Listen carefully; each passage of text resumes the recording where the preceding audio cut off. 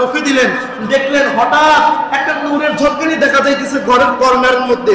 নূরের ঝলকানি, এমন ঝলকানি দেখা যাইতেছে মা আমেনার চোখ দিয়ে ওই মক্কা নগরীর সামদেশের বড় বড় যে পিলারগুলো আছে এগুলো পর্যন্ত মা আমেনার ঘর থেকে দেখা যায়। বিজ্ঞান প্রমাণ করে একজন মানুষের চোখে 567,000 মেগাপিক্সেলের ক্যামেরা লাগানো আছে। একজন মানুষের চোখের ভিতরে 567,000 মেগাপিক্সেলের ক্যামেরা একজনের চোখে লাগানো আছে, কিন্তু অতটুকু দেখা যায় না। 567,000 মেগাপিক্সেলের ক্যামেরা দিয়ে অতটুকু দেখা যায় না যতটুকু মা আমেনা ওই দিন দেখছে। লাইফ অফ সুন্নি। চারজন ব্যক্তি আসমান থেকে নেমে আসছে, সবগুলি চারজন ব্যক্তির নারী। নারীর হাতে ছিল 4টা পেয়ালা, 4 পেয়ালার মধ্যে ছিল কি জানেন? একটার মধ্যে ছিল হাউজে কাউসারের পানি, আরেকটার মধ্যে ছিল শারাবান তাহুরা, আরেকটার মধ্যে ছিল জান্নাতি শরবত, আরেকটার মধ্যে ছিল জান্নাতি দুধ। এই 4টা পেয়ালার মধ্যে হযরতে হাজরা, হযরতে মরিয়ম, হযরতে হাওয়া আলাইহিস সালাম, ইনারা 4 জন আসমান থেকে যখন দুনিয়ার জমিনে নেমে আসছে, নেমে আসার পরে বলতেছে, ও মা আমেনা, আমরা এসেছি আপনাকে পান করানোর জন্য। 4 জনের পেয়ালা থেকে 4টা জিনিস যখন পান করাইছে, পান করানোর পরে আমার রাসূল, আপনার রাসূল দুনিয়ার জমিনে আগমন করছেন। আগমন করার পরে দেখতেছেন রাসূলের সুন্নাতে খতনা করানো আছে। রাসূল আগে মাথাটা দুনিয়ার জমিনে ফেলে নাই, আগে ফেলছে কদম মুবারক। আপনারা দেখেন না, আমার মা বোনরা যখন গর্ভবতী হয় তখন তাদের পেটটা একটু হলেও ফুলে যায়, তাই নেই? কিন্তু মা আমেনা একটা কিতাবের মধ্যে লিখছেন যে আমি যখন আমার রেহেমের মধ্যে আমার সন্তান ধারণ করেছি, আমি দেখলাম না আমার পেটটা ইঞ্চি পরিমাণ ফুলে যাইতে। আমি কখন টের পেয়েছি জানো? আমার রেহেমে সন্তান আছে, আমি কখন টের পেয়েছি জানো?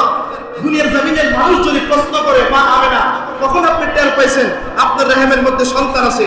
মা আমেনা বলতে লাগলেন, ও দুনিয়ার মানুষ শোনো, আমার রেহেমের মধ্যে সন্তান আছে, অথচ আমি জানি না। কবে জেনেছি জানো? যখন আমার সন্তানের 1 মাস হয়ে গেছে। 1 মাস হওয়ার পরে একদিন আমি ঘরের মধ্যে শুয়ে আছি, শুয়ে থাকা অবস্থায় দরজার মধ্যে 3 বার কড়া নাড়ছে। সুবহানাল্লাহ। হঠাৎ দেখতেছি দরজার মধ্যে 3 বার কড়া নাড়ছে। কড়া নাড়ার পরে আমি গিয়ে দরজা খুললাম। দরজা খুলে দেখতেছি আশেপাশে কেউ নাই, আশেপাশে কেউ নেই। আসমানের দিকে তাকাইলাম, কেউ নেই। জমিনে তাকাইলাম, কেউ নেই। হঠাৎ কইরা আমি নিচের দিকে ফলো করলাম, দেখতেছি একজনের কদম দেখা যায়, একজোড়া কদম দেখা যাইতেছে দাঁড়ায় আছে, আর কদম থেকে শুধু নূরের ঝলকানি বের হইতেছে। এবার তিনি আসমানের দিকে তাকাইলেন, আসমানের দিকে তাকায় দেখলেন তার মাথাটাও আসমানে। আসমান থেকে এবার নিচের দিকে তাকাইলেন, পাওটা হচ্ছে জমিনের মধ্যে। এবার প্রশ্ন করলেন, আপনি কে? বলে, আপনার প্রশ্নটা আপনি পরে রাখেন, আমি আগে আমার রাসূলকে সালাম দিয়ে নেই। তিনি সালাম দিতে লাগলেন, আসসালাতু আসসালামু আলাইকা ইয়া আইয়ুহান নাবিয়্যু। বলে, আপনি কাকে সালাম দিলেন? আমি আমেনাকে যদি আপনি সালাম দেন আসসালামু আলাইকুম বলবেন, কিন্তু আপনি কাকে সালাম দিলেন? আসসালাতু আসসালামু আলাইকা ইয়া আইয়ুহান নাবিয়্যু। আদম আলাইহিস সালাম তিনি ছিলেন। বলে, আপনার পরিচয়টা দেন। বলে, আমার নাম হচ্ছে আদম আলাইহিস সালাম, জাতির পিতা। আমি সালাম দিয়েছি কাকে জানেন? বলে, কাকে সালাম দিয়েছেন? বলে, আপনার রহিমের মধ্যে আমার নবী, আপনার নবী রাহমাতাল লিল আলামিন আছেন। সুবহানাল্লাহ। এইবার মা আমেনা বুঝতে পারলেন তিনার রহিমের ভিতরে একজন নূরের টুকরা আছে। এবার 2য় মাস চলে আসলো। 2য় মাস আসার পরে তিনি হঠাৎ ঘুমাচ্ছেন। এবার তো মা আমেনা জানেন যে তার মাথার ভিতরে আছে, তার রহিমের ভিতরে একটা সন্তান আছে, কিন্তু তার কোনো পরিবর্তন দেখছে না, তার কোনো ব্যথা অনুভব করছে না। দুনিয়ার মা বোনেরা যখন গর্ভবতী হয় তখন 100 বার আল্ট্রাসোনোগ্রাফি করাতে হয়, 100 বার চেকআপ করাতে হয়, বাচ্চাকে ভালো আছে না নষ্ট হয়ে গেছে, নাকি পাও ভেঙে গেছে না ঠিক আছে, 100 বার আল্ট্রাসোনোগ্রাফি করাতে হয়। কিন্তু মা আমেনা শানের রিসালাত নামের একটা কিতাব আছে, ওই কিতাবের মধ্যে বর্ণনা করছেন যে আমি আমার পেটের ভিতরে বিন্দু পরিমাণ কোনো ব্যথা অনুভব করি নাই, বিন্দু পরিমাণ আমার পেটটা একটু ফুলে যায় নাই। আমি মা আমেনা বুঝতেও পারি না আমার রহিমের ভিতরে যে একটা সন্তান আছে। এইবার মা আমেনাকে যদি আপনি জিজ্ঞেস করেন, গভীর মনোযোগ দেন বাবা, মা আমেনাকে যদি জিজ্ঞেস করি, ও মা আমেনা, আপনার পেটটা কেন ফুলে যায় নাই, আপনার পেটে কেন ব্যথা অনুভব হয় নাই? মা আমেনা শানের রিসালাত একটা কিতাব আছে, কিতাবের মধ্যে উল্লেখ করতেছে, এই পৃষ্ঠার মধ্যে সুন্দরভাবে লিখতেছে, ও জগতের মানুষ শুনিয়া লাও, শুনিয়া লাও, আমি মা আমেনা কেন ব্যথা পাই নাই জানুনি? কারণ আমার রহিমের ভিতরে এমন একটা সন্তান, সে তো সন্তান নয়, স্বয়ং হইল নূরের টুকরা। আরো জোরে বলুন সুবহানাল্লাহ। আচ্ছা, আপনারাই বলেন, নূর অর্থ চাল। এই যে বাতিটা জ্বলতেছে না, এই বাতিটাতে আলো বের হচ্ছে, আলোটা কি ধরা যায়? আলোটা কি ধরা যায়, ছোঁয়া যায়, অনুভব করা যায়, দেখা যায়? এটা যে আলো বের হইতেছে, সেম রাসূল হচ্ছে নূর। নূর কখনো দেখাও যায় না, দেখা যায়, ধরা যায় না, অনুভব করা যায়, দেখা যায়। এই জন্য মা আমেনা বলে এটা হচ্ছে স্বয়ং নূর। এই জন্য মা আমেনা বলতে লাগলেন, ও জগতের মানুষ শুনিয়া নাও, আমার দেহের ভিতরে স্বয়ং একটা নূরের টুকরা আছে। এই নূরের টুকরা আমি কখন বুঝতে পারলাম যে এটা রাহমাতাল লিল আলামিন জানি? যখন হযরত আদম আলাইহিস সালাম আমার ঘরের দরজার মধ্যে টোকা দিয়েছে, তখন বুঝতে পারলাম যে এটা কোনো সাধারণ সন্তান নয়, এটা হচ্ছে স্বয়ং রাহমাতাল লিল আলামিন। দ্বিতীয় মাসের মধ্যে আমি হঠাৎ ঘুমাইতেছিলাম, আমি হঠাৎ ঘুম থেকে উঠে দেখতেছি দরজার মধ্যে 3 বার কড়া নাড়ছে। দরজার মধ্যে 3 বার কড়া নাড়া হচ্ছে আমার রাসূলের সুন্নাত। এটা অনেকে পালন করতে চাই না। কোন একটা ঘরের মধ্যে গেলে অনুমতি নিতে হয়। একবার সালাম দিলেন, যদি তিনি দরজা না খোলে দ্বিতীয়বার সালাম দিবেন, যদি দরজা না খোলে তৃতীয়বার সালাম দিবেন, দরজা না খুললে 3 বার টোকা দিবেন। যদি দরজা তাও না খোলে আপনি এখান থেকে চলে আসবেন। জোর করে ঘর ঢুকানোর অনুমতি রাসূলের হাদিসে পাই নাই। ও দুনিয়ার মানুষ, আমার আমেনা বলতেছেন আমি দ্বিতীয় মাস যখন গর্ভবতী, তখন একজন ব্যক্তি দরজার মধ্যে কড়া নাড়ছে।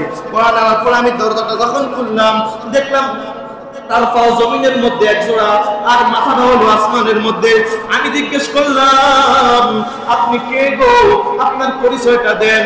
বলে, মা আমেনা, আপনার সম্মান অনেক বেশি, আপনাকে পরে পরিচয়টা দিচ্ছি, দয়া করে মাফ করবেন, পরিচয়টা পরে দিচ্ছি, আগে আমার রাসূলকে সালাম দিয়ে নেই। এইবার তিনি বলতে লাগলেন, আসসালাতু আসসালামু আলাইকা ইয়া নাবিয়াল উম্মি। হযরত আদম আলাইহিস সালাতু ওয়াসসালাম সালাম দিয়েছে, আসসালাতু আসসালামু আলাইকা ইয়া আইয়ুহান নাবিয়্যু।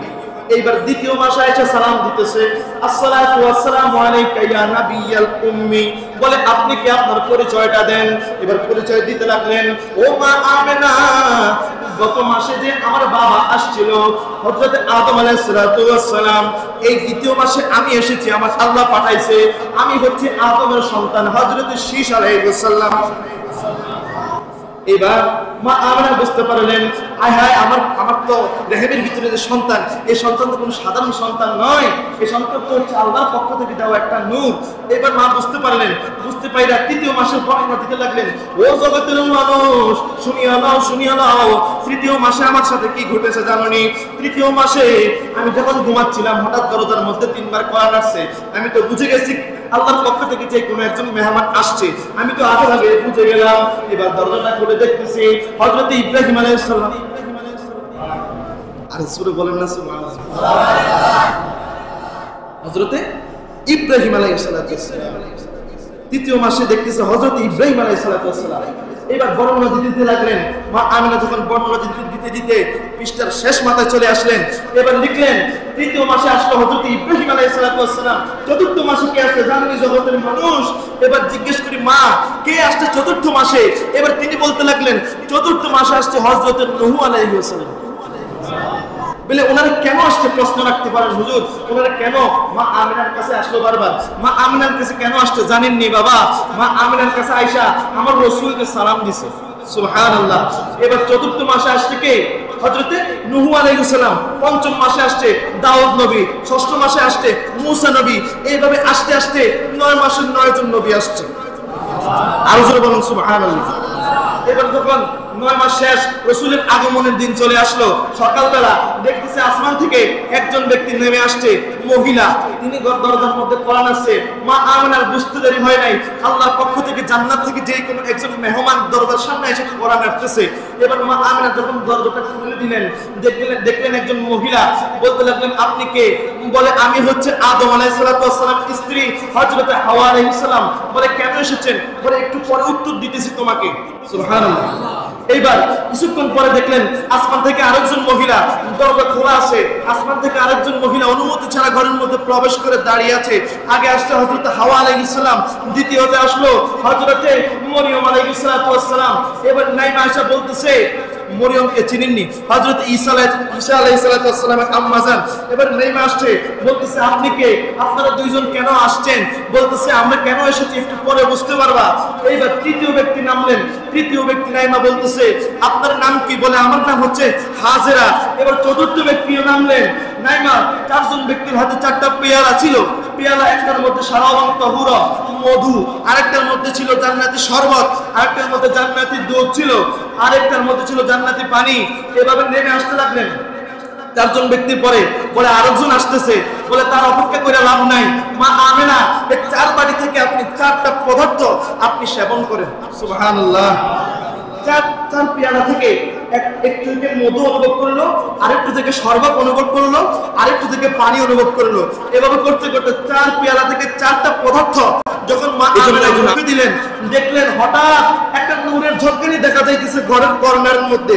নূরের ঝলকানি, এমন ঝলকানি দেখা যাইতেছে মা আমেনার চোখ দিয়ে ওই মক্কা নগরীর সামদেশের বড় বড় যে পিলারগুলো আছে এগুলো পর্যন্ত মা আমেনার পেয়ালা থেকে চারটা পদার্থ যখন বিজ্ঞান বানান করে, একজন মানুষের চোখে 567,000 মেগাপিক্সেলের ক্যামেরা লাগানো আছে একজন মানুষের চোখের ভিতরে।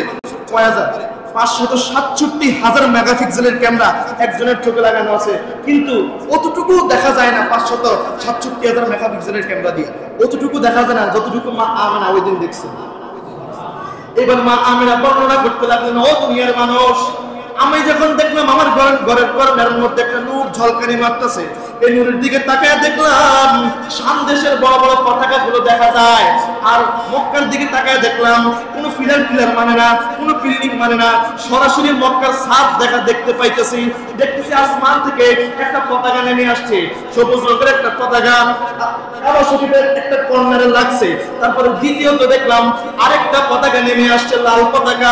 এইভাবে তিনটা পতাকা নামছে আসমান থেকে। মা আমেনা দেখতে পাইলেন আসমান থেকে তিনটা পতাকা নাইমা কাবা শরীফের ছাদের মধ্যে তিন কর্নারে বসে গেছে। আমরা ঈদে মিলাদুন নবীর দিন পতাকা উড়াইনি, কথা বলেন, পতাকা উড়াইনি। এটাই হচ্ছে সেখান থেকে আল্লাহ বলেন আমি কেন পতাকা পাঠাইছি জানো? পতাকা পাঠানোর উদ্দেশ্য হইল, ও জগতের মানুষ, আমার নবী দুনিয়ার জমিনে আগমন করছে, তোমরা সকলে পতাকা টাঙায় উদযাপন করো। এই জন্য আল্লাহ পাক পতাকা পাঠিয়েছে জান্নাত থেকে। এবার দেখতে লাগলেন মা আমেনা, দেখলেন সরাসরি শাম দেশের পতাকা দেখা যাইতেছে। বলে আমার চোখের মধ্যে এত মেগাপিক্সেলের ক্যামেরা কে লাগাইলো? এবার চারজন জান্নাতি মহিলা চলে গেলেন আসমানের দিকে উঠে। এইবার আমার দয়াল নবী মায়ার নবীর একজন কাকা ছিল, চাচা, যার নাম হলো আবুল আহাব। আবুল আহাব ঘরের মধ্যে ছিল না, আবুল আহাব ছিল একটা কাজে ব্যবসা করতে গেছে। এবার আবুল আহাবের একজন দাসী ছিল, এই দাসী এই খবরটা পাই আবুল আহাবের কাছে দৌড় দিয়ে বলতেছে, ও হযরত, আপনার একটা ভাতিজা হইছে।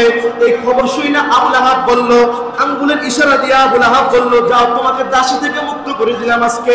বলে কেন? কারণ আমার ভাতিজা নবী মুহাম্মদ দুনিয়ার জমিনে আগমন করছে, এই জন্য তোমাকে আমি দাসী থেকে মুক্ত করে দিলাম। এটা বইলা আবুল আহাবের ডান কর্নারে শাহাদাত আঙ্গুলটা লাগায় এভাবে করছে।